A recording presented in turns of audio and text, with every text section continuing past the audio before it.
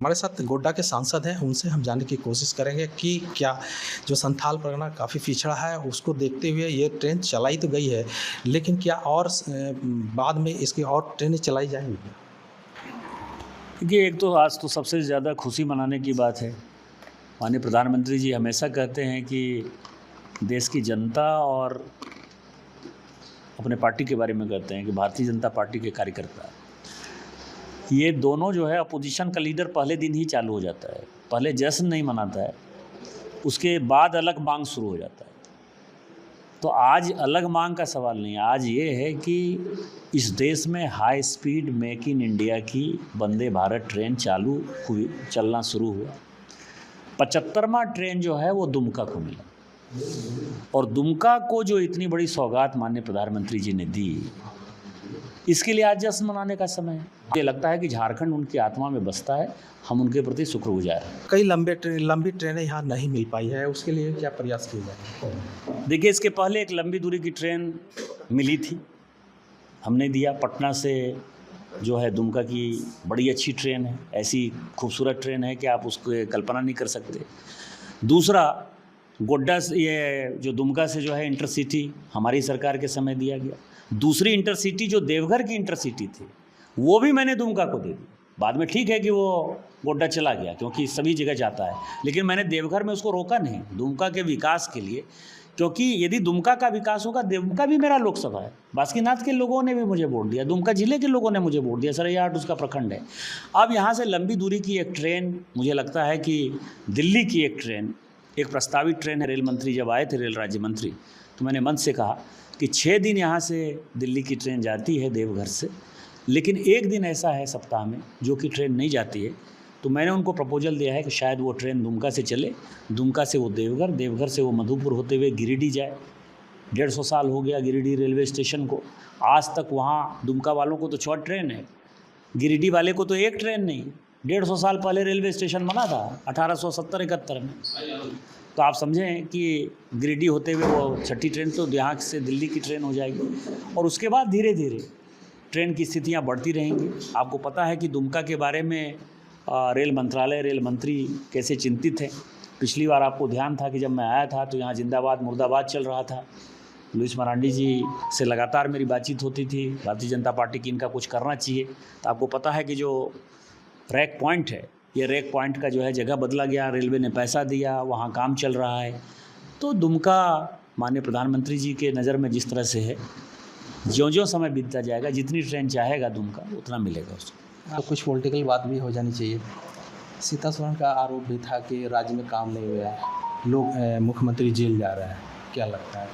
Jail गए ना, मतलब उन्होंने कोई गलत बातें तो नहीं कही ना, जेल गए। और काम का यदि सवाल है, काम क्या हुआ? मैं ये कह रहा हूँ, अभी मैया योजना चल रही है, इसके ऊपर बड़ा हंगामा है कि मैया योजना, मैया योजना, कल को भैया योजना भी हो जाएगा। लेकिन इसी तरह से मैंने जो कहा, मैंने परसों भी कहा कि नरेगा जो ग्रामीण क्षेत्रों के लिए एक योजना है कि लेबर को हम पैसा देंगे, रोज़गार देंगे, 100 दिन का रोज़गार देंगे, इसी हेमंत सोरेन जी की सरकार ने शहरी क्षेत्र के गरीबों के लिए उसी तरह की योजना चालू की। 2 महीने के बाद बंद हो गई कि नहीं हो? पेट्रोल और डीजल सब्सिडी के तौर पर देंगे और उसका पैसा देंगे, ये उन्होंने चालू किया कि नहीं किया? बड़े बड़े ऐड आए कि नहीं आए? वो 2 महीने में बंद हो गया कि नहीं हो गया? आज पेट्रोल डीजल की सब्सिडी किसको मिलती है, आप ये बताइए। इसी सरकार ने घूम घूम कर अबू आवास, अबू आवास, अबू आवास देंगे। आप दुमका जिला का ही बता दीजिए कितना टारगेट है, और दुमका जिला में दूसरा किस्त किसको मिला? जब पैसा ही नहीं है, हमारे यहाँ कहावत है कि कर हो तो बहुत करवो खिस्सा, शादी होगी तब ना आप अपनी वाइफ से बातचीत करिएगा। जब आपके पास पैसा ही नहीं है, ये चुनाव जीतने का, लड़ने का एक स्टंट है, ये जनता है, सब जानती है। मैया योजना कंटिन्यू नहीं कर पाएगा, इसका एक रिकॉर्ड है, ट्रैक रिकॉर्ड है। लेकिन क्या रिकॉर्ड है? इसको माइंस में चोरी करनी है, इसको गिट्टी में, मिट्टी में, बालू में। दूसरा, जिन मुद्दे को मैं बराबर कहता रहा और जिसमें आपको पता है कि जेएमएम के लोगों ने जगह जगह मेरा पुतला फूका, मैंने क्या कहा कि संथाल परगना में आदिवासी की आबादी दिन प्रतिदिन घट रही है। आज भारत सरकार का हलफनामा आ गया कोर्ट में, 45% आदिवासी की आबादी थी 1951 में, आज वो आबादी 28% हो गई। 17% आदिवासी कहाँ गए? मुसलमानों की आबादी 9% थी संथालपन्ना में, आज वो 23% हो गया। 14% तो वही बढ़ गया ना। 14% यदि वो, और पूरे देश भर में केवल 4% मुस्लिम की आबादी बढ़ रही है, लेकिन संथालपन्ना में वो आबादी 14% बढ़ रही है। कौन आ रहे हैं? बांग्लादेशी घुसपैठी आ रहे हैं ना। आज आपको सुनने में बहुत ख़राब लगेगा, मुखिया जो है, जिला परिषद मुखिया, पंचायत समिति तक तो पहुंच गए कि महिला जो है आदिवासी है और पुरुष जो है वो मुसलमान है। कल को यही हाल लोकसभा और विधानसभा का हो, तो जो आदिवासियों की रक्षा नहीं कर सकता, क्या कर रहा है? वोट बैंक की पॉलिटिक्स में मुस्लिम को बढ़ा रहा है।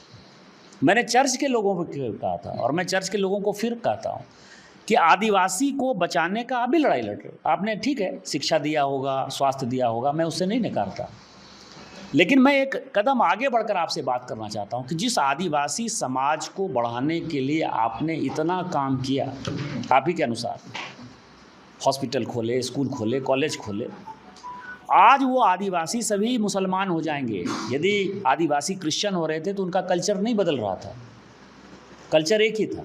केवल पूजा पद्धति में हो सकता है कि कोई मानते होंगे भगवान को, कोई नहीं मानते होंगे, कोई चर्च जाते होंगे, मतलब उसमें, लेकिन आदिवासी तो था। लेकिन आज क्या हो गया है? आज वो नमाज पढ़ रहे, आदिवासी नहीं है ना। उनके बच्चों ने जो है लैंड जिहाद, लव जिहाद हो गया, लैंड पर कब्जा कर लिया। पूरा संथालपन्ना में पूरा का पूरा लैंड उनके पास है। गाय बथान की जो घटना है महत्वपूर्ण घटना है, गोपीनाथपुर की जो घटना है वो महत्वपूर्ण घटना है। तो जब इस तरह के बात यदि आप करेंगे तो जेएमएम कर क्या रही है? ये भ्रष्टाचार नहीं है तो क्या है? हमारी बेटियों के साथ रेप हो रहा है, बलात्कार हो रहा है, उनको फांसी पर लटकना पड़ रहा है, ये क्या चीज़ें हैं? तो इस पर एक सोचने का सवाल है। और संथालपन्ना बड़ी बुरी स्थिति में है। मैं आपको ये बताऊं कि संथालपन्ना की जो स्थिति है, ये चुनाव का सवाल नहीं कि भारतीय जनता पार्टी अभी चुनाव में है। मेरे लिए मुद्दा चुनाव का मुद्दा नहीं है। ये चुनाव ख़त्म हो जाएगा तो मैं जनवरी से जो है एक बड़ा आंदोलन चलाने वाला हूँ। हमारी जब सरकार आ जाएगी तो जो केंद्र सरकार ने कहा है कि एनआरसी लागू करेंगे, एनआरसी लागू करेंगे। जिन्होंने आदिवासियों का ज़मीन कब्जा किया है उसको दोबारा वापस देंगे, और यहाँ बांग्लादेशी घुसपैठिए को कैसे बंद करेंगे, उसके लिए हम अपनी सरकार जब आएगी राज्य में तो ये कानून भी बनवाएंगे। सरकार कहती है कि यहाँ पर बांग्लादेशी घुसपैठी है ही नहीं, दिखाए भाजपा के कहाँ है?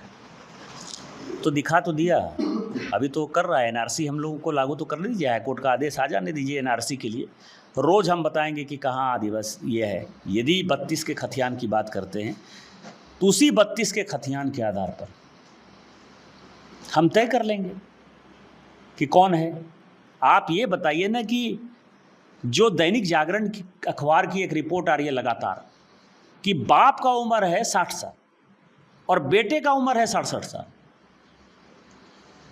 एक एक घर में 2019 में एक भी वोटर नहीं था, आज उसमें 65 वोटर है।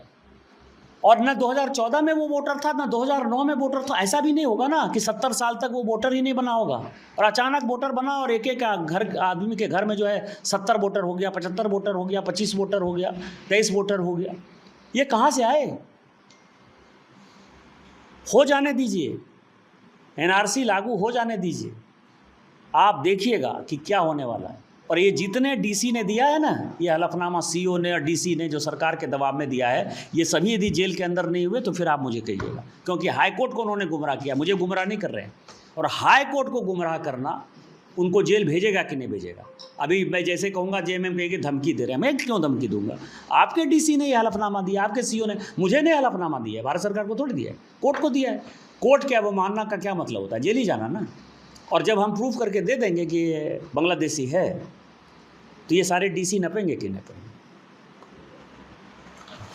तो ये थे गोड्डा सांसद निशिकांत दुबे। उन्होंने कहा कि चूँकि संथाल परगना को ही नहीं पूरे राज्य को देखते हुए मोदी जी ने अपने काम को फोकस किया है और आने वाले दिन में इसका सौगात जरूर देखने को मिलेगा। जहाँ तक बांग्लादेशी घुसपैठ की बात है तो इस एनआरसी लागू होने के बाद ही स्थिति स्पष्ट हुई।